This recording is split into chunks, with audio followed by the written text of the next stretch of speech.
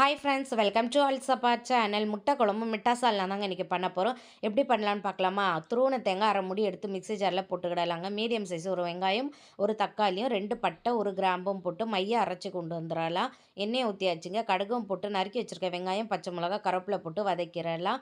Cut பண்ணி வச்சுருக்க முருங்கைக்காய், உருளைக்கிழங்கும் போட்டு வதக்கி எடுத்துகிட்ட பிறகு ஒரு ஸ்பூன் இஞ்சி பூண்டு பேஸ்ட்டையும் போட்டு நல்லா வதக்கி எடுத்துக்கிட்ட பிறகு மசாலா சேர்த்துடலாம். மஞ்சத்தூள், மிளகாய்த்தூள், கரம் மசாலா தூளும் போட்டு பச்சை வடை போகிற வரைக்கும் வதக்கி எடுத்துட்டு அரைச்சி வச்சுருக்கேன். தேங்காய் விழுதையும் போட்டு குழம்புக்கு தேவையான அளவு தண்ணி, உப்பையும் போட்டு நல்லா மிக்ஸ் பண்ணிவிட்டு குழம்ப கொதிக்க விட்டுறலாம். கொதிச்ச ரொம்ப தீயை குறைச்சி வச்சு 5 நிமிஷம் மூடி போட்டு விட்டுறலாங்க.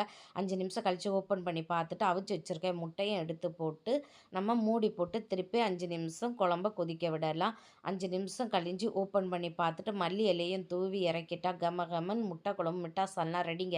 டேஸ்ட்டு சூப்பராக இருக்கும். ட்ரை பண்ணி பாருங்கள். வீடியோ பிடிச்சிருந்தால் மறக்காமல் லைக்கோ சப்ஸ்கிரைப் பண்ணுங்கள். பாய்.